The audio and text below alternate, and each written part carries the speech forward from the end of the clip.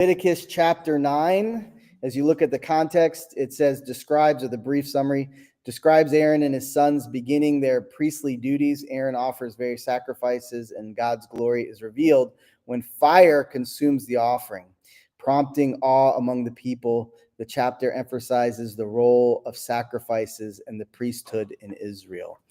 So before we get into tonight's study, any remembrance of last week of what we talked about?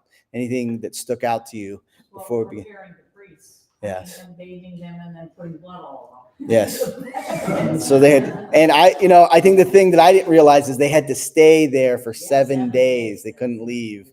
And, here's the thing that keeps popping off popping up the page when I read it and think about it.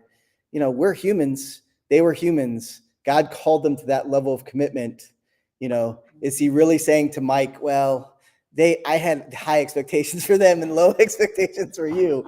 I mean, there's a certain level of, man, it's like, for me, it was like growing up in sports. You realize the higher you go, how much more effort, energy, commitment you have to even be in the game. So I think there's a certain level. Obviously, we're not saved by works. I'm not saying that good works or any of those things, but I do think being a believer, you realize the importance of every day. You realize that God created you with a task, and you have an opportunity every day to fulfill the tasks he has for you. And the small task lead to the big task, what leads to your life's purpose. And so all those things really matter. For a priest, this was their life's purpose. This is, and it was so clear to them. I mean, they didn't have to say, well, I wonder what I'm supposed to do. This is a beautiful thing that God gave them an exact blueprint of what they're to do. Well, tonight, before we read, just a really interesting, as you read through this, and I would encourage you before we meet to read through the chapter. The real thing that sticks out in this chapter is this consuming fire that falls from heaven and takes up the offering. And just a couple verses that I wanted to begin with to kind of give us some reference points and to have us to start to think about some things that maybe I know I didn't think about at times that are really eye-opening. Genesis 4:3-5, it says, in the course of time, Cain presented some of his land produce an offering to the Lord, and Abel also presented an offering, some of the firstborn of his flock and others their fat portions. The Lord, had you ever heard that before? The Lord had regard for Abel and his offering, but he did not have regard for Cain and his offering. Cain was furious and he looked despondent. Question, we've heard this before. Cain and Abel, they both give. One gives a vegetation, one gives a lamb. One is blood, one is the works of the flesh in a sense, right? How did Cain know that God didn't receive his offering? How did he know that God received Abel's offering and not Cain's offering? How did he know that he favored the other one? Does it say that he told him? So this is conjecture. I'm conjecturing here. Everywhere we see, not everywhere, a lot of the places we see through the Old Testament, the way they knew that God received the offering is he brought fire upon it. The way that they know that they've done the tabernacle correctly is that the fire comes down and annihilates the offering, incinerates the offering. That there's a possibility that the way that God communicated to them was the way you're going to know whether I've received it or not is I'm going to send fire from heaven to the one that I am pleased with. Okay? Do we know that for certain? No. But we're going to see a bunch of verses that might lead us to that thinking, right? Yes, Nick, Pastor Nick. Because you said a horrible one the other day, do we know how long Cain bore with Abel? How long they were together? Yeah. We do not. As long as Cain was able to. Ah, yes, very good. Thank you. Thank you. I set you up.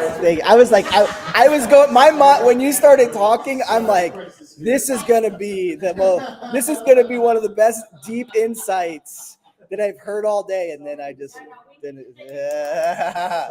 All right. So we move on from there. Genesis 8:20-22. Then Noah built an altar to the Lord.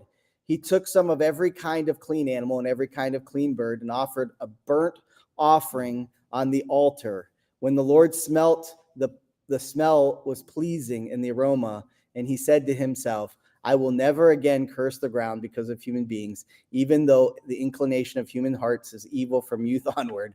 And I will never again strike down every living thing as I have done, as long as the earth endures, seed time and harvest, cold and heat, summer and winter, and day and night will not cease. All right, class, when was this? Before or after the tabernacle? Before the tabernacle. How did Noah know what clean animals were and how to give them as an offering?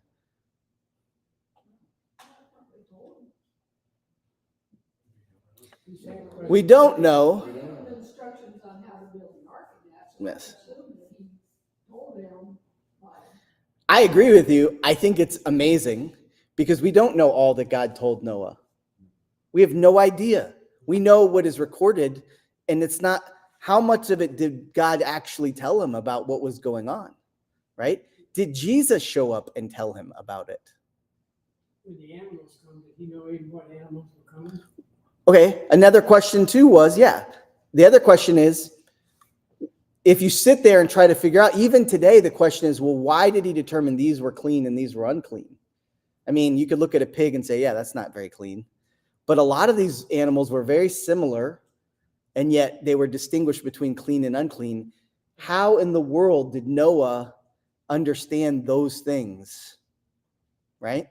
This is where we've got to take off our kid glasses and put on our adult glasses, right? Because as a kid, there's the flannel graph or the nice picture with Noah, and he has all the animals. And you're not thinking critically. This was a real person who lived in a real time and had real events occurring, and all this stuff actually happened. And here he had animals that he had to tender and nurture and maintain for all of this time. And then once he gets off, he has the knowledge to do this. It says Noah built an altar, and he took some of every clean animal and every clean kind of bird and offered a burnt offering. How does he know what a burnt offering is? Right? I want us to start thinking beyond, because you can read that and just, yeah, maybe. He's in his hundreds. He's over 100, 150. So He had some experience before that. I'm just telling you, the text, sometimes we can read these things. The burnt offering was occurring before the burnt offering was given in Leviticus. We understand the burnt offering by the priests because it is given clearly to Moses on how to do this. How did they know what did they even think they were doing? What did Noah think he was doing in this burnt offering? Yes, God may have told him, do the burnt offering. What did he think that meant? Like, we're assuming so much. Think about it. If I tell you, I want you to go take your pet and I want you to make an altar and I want you to roast it, you're probably not going to do that. You're going to be mad at me for asking you to do that, but you're going to want to know what? What does this mean? Why do you want me to do this? Do you see what I'm like? This is an important part of when you read scripture and start thinking, here's something that happened. We're reading about it in here in Leviticus. It wasn't instituted until Leviticus. What did Noah know? How much did God reveal to him? Sorry, go ahead, Ruby. What were you going to say? Didn't he tell them that the animals with the split hoof, like the pig and the camel and that was unclean, and certain birds like the owl and that was unclean? Yes, he gave him that information, but he didn't say why. And he didn't say what the purpose. So he did say why, get him on the boat because I'm going to flood the whole earth. I'm saying, what did he tell Noah about a burnt offering? Because there's no account of a burnt offering before this. When did they talk to Moses about life? Did God tell Moses life is in the blood? Yes, but this is Noah.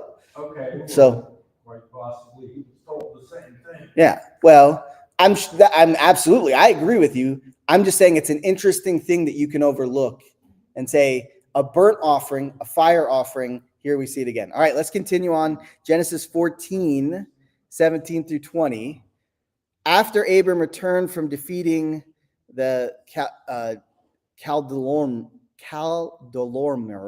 and the kings who were with him, the king of Solomon went out to meet in the Shavia Valley that is the Valley of Kings, Melchizedek, the king of Salem, brought out bread and wine. He was a priest to God Most High. He blessed him and said, Abram is blessed by God Most High, creator of the heavens and earth. Blessed be the God Most High, who has handed over your enemies to you. And Abram gave him the tenth of everything. We've talked about this before. Who is Melchizedek? Jesus. Possibly. We don't know. That's the one that- But he gives him an offering, right? He gives him something that we don't know what he knew that to mean. What did he know the wine meant? What did he know the bread meant? What did he know a tenth meant? What did he know? We're reading these things in reverse because we understand them now clearly. What we're reading in Exodus or Leviticus, is where it started. And this is way, way before that. So what did they understand? What did it mean to them? We don't know. We'll hopefully know when we go to heaven and talk to them about it. Genesis 22:6-8, it says, Abraham took the wood for the burnt offering and laid it on his son Isaac. And his hand took the fire. He took the fire and the knife. And the two of them walked on together. Then Isaac spoke to his father Abram, saying, my father. And he replied, here am I, my son. Isaac, the fire and the wood are here, but where is the lamb for the burnt offering? Abraham answered, God himself will provide the lamb for the burnt offering, my son. Then the two of them walked together.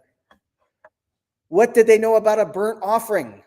This is still before the temple, the tabernacle. None of this stuff has been given to them. Do you see what I'm saying to you?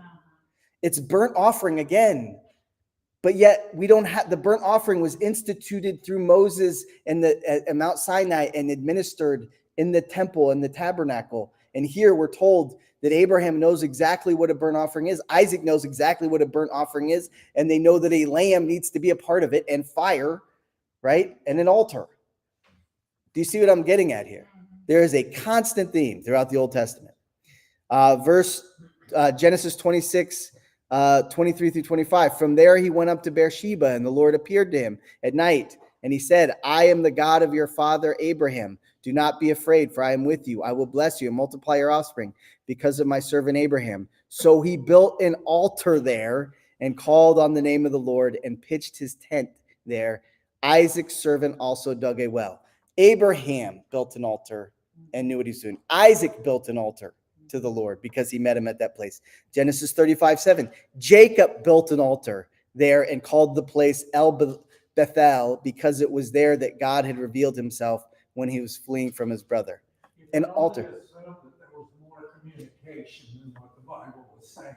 Absolutely. There couldn't have been this, but what I'm saying is that's something we need to recognize, right? And then this is my favorite, 1 Kings 18:36. At the time for the offering, the evening sacrifice, the prophet Elijah approached the altar and said, Lord, the God of Abraham, Isaac, and Israel, today let it be known that you are the God of Israel, and I am your servant, and that your word I have done in all these things. Answer me, Lord, answer me, so that this people will know that the Lord our God, that you have turned their hearts back.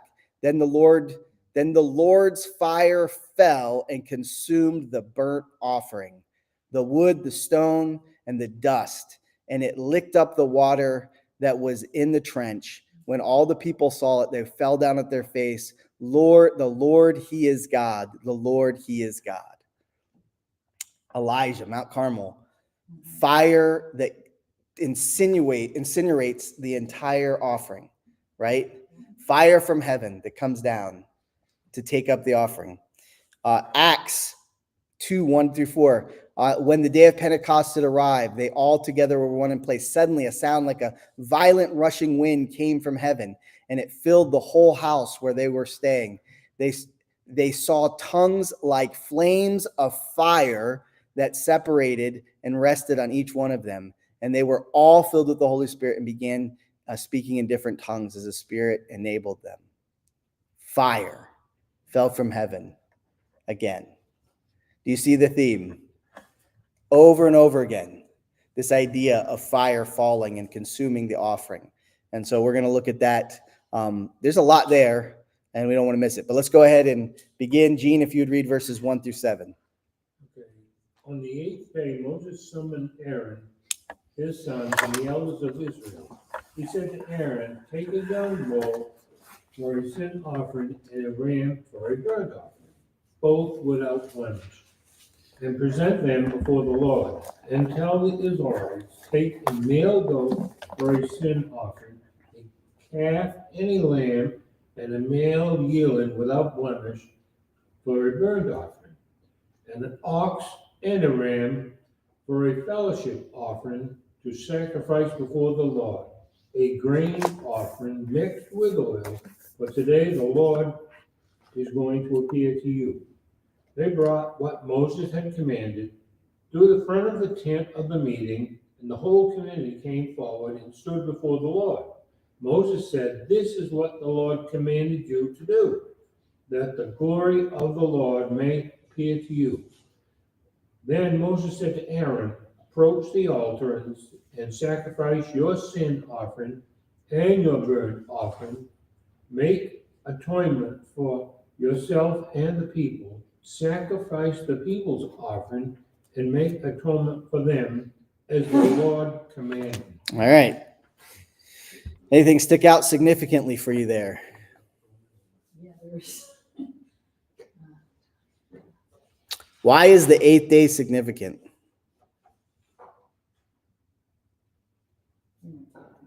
on the eighth, well, because they just did the 7th day, right? Is this immediately following that, right? Yeah, the significance is it's the completion of the 7-day ordination. So the ordination period is done. Now the actual work of the tabernacle has begun, right? So there's a 7-day period, just like a week, and now it has begun, right? And so we've started. What does the offering symbolize that we're speaking about here? Sin offering, an atonement for sin, the covering of sin, a paying for sin. It's a complete dedication to God, right? That this sin has been dealt with. Why must Aaron make the atonement for himself before the people?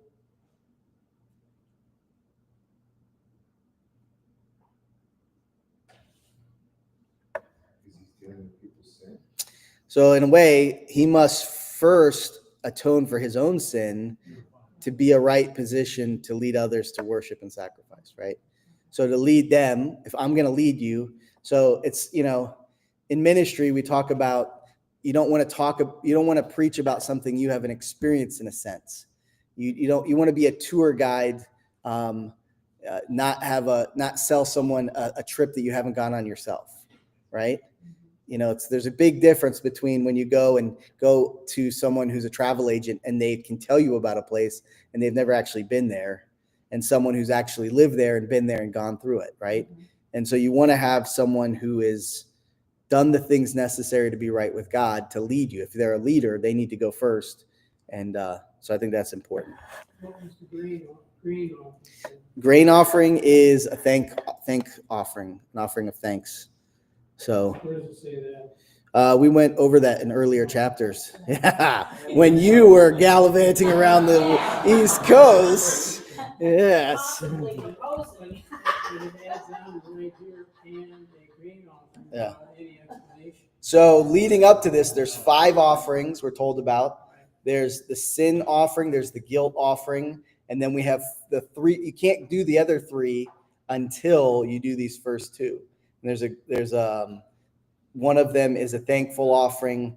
One of them is what's that? Chapter 6 or 7 is what it is. Yeah. It's, the green offering. Trespass would be the guilt offering. Chapter 6. If you want to, chapter 6 is where that reference is there. Verses. For 23, for every grain offering, Shall burn entirely and shall be eaten. Guilt offering, the fellowship. So what you're going to see is the grain offering is throughout all of the beginning. I mean, it talks about it. It breaks it up into pieces and how it's to be done. It's the only one that, is not, so you can make bread. There's an offering of food. There's a food offering, and that's part of the grain offering. And then in some other translations, there's a meat offering, but it's not actually meat. It's the only one that's not meat. All right. The grain offering is completement and sacrifice that symbolizes gratitude and dedication, often represents the fruits of labor. So the grain offering is actually to complement the other sacrifices as a fulfillment of them. Jacob gave his grain offering. Cain and Abel. So yeah. So that was a vegetation offering, and it symbolized, actually, people believe it symbolizes when Adam and Eve tried to make a covering with vegetation instead of the blood. So what did God do? He said, you're not gonna have a vegetation for clothing. You're gonna have the skin of an animal. So it's all interconnected. All right, George, if you would read verses 8 through 21. So Aaron approached the altar and slaughtered the calf as a sin offering for himself. Aaron's sons brought the blood to him, and he dipped his finger in the blood and applied it to the horns of the altar. He poured out the blood at the base of the altar. He burned the fat, the kidneys, and the fatty lobe of the liver from the sin offering on the altar, as the Lord had commanded Moses. He burned up the flesh and the hide outside the camp. Then he slaughtered the burnt offering. Aaron's sons brought him the blood, and he sprinkled it on all sides of the altar. They brought him the burnt offering piece by piece, along with the head, and he burned them on the altar. He washed the entrails and the shanks and burned them with a burnt offering on the altar. How far did I do? 21. You got a lot. Yeah, you got a lot of ways to go. Gotta get a second breath. And he presented the people's offering. He took the male goat for the people's sin offering, slaughtered it, and made a sin offering with it as he did before. He presented the burnt offering and sacrificed it according to the regulation. Next, he presented the grain offering, took a handful of it, and burned it on the altar in addition to the morning burnt offering. Finally, he slaughtered the ox and the ram as the people's fellowship sacrifice. Aaron's sons brought him the blood, and he sprinkled it on all sides of the altar. They also brought the fat portions from the ox and the ram, the fat tail, the fat surrounding the entrails, the kidneys, and the fatty lobe of the liver, and placed these on the breast. Aaron burned the fat portion on the altar, but he waved the breast and the right thigh as presentation offering before the Lord, as Moses had commanded. All right, that's it. All right, anything stick out to you? The thing as I read through things, everything had to be done in a certain order, it was very specific, what you offered, when you offered it, everything. So I would say that was even though it's not boring what's going on, it may not be the most exciting part to read about, right? But what you need to realize is, let's think about it. These people are living off the land. They're being asked to give their most valuable, you want to talk, imagine right now, all of a sudden, we don't have running water, electricity. We don't have homes to go to. We have tents, right? And we're going to go live in tents in a desert type place, right? And you gotta survive now. You gotta live. What's going to be your number one commodity? Is it going to be a dollar bill? No, there's no dollars anymore. Nobody takes dollars, right? They only take more important things like water and food. So what's going to be your highest? Salt and food, but a fatty animal is probably your most valued possession, right? And what is God requiring of them? To give this, and that's why all these things are revealed, all, the liver, all the things that are done here. It's like you're giving them the Mercedes and they're taking out the engine, and they're, it's like, this is the most valuable part. The stuff on the inside is the stuff that you would on yourself use and value. You would treasure it. It would be the most important part. And it's almost It's almost a picture of when Jesus said, do not store up your treasures on earth where rust and moth and thieves can steal, right? But store up your treasures in heaven. In a sense, they're trusting God with their treasure here. They're submitting their most valuable treasure to the Lord as a sacrifice offering, because the cost of sin is so high, because this is all symbolizing the payment Jesus is making on the cross. But all of what we just read, right, is talking about that idea. And it's hard for us to grasp because maybe it doesn't really move us how much this meant to them to give up these such important things. All right. What's a wave offering? So, and I thought that, I looked that up. Basically, it's the priest bringing it so that people can see it. Like it becomes a visible offering, so the people there would see this is to the Lord. So it's I don't know, it's like holding the baby up high to see the baby. It was a hard thing, but it's a wave offering. It's an offering of recognition. It's a very visible offering to the Lord. So it symbolizes, not only are we doing something where it gets burned completely, we're saying this is what we're submitting to you. This is yours, right?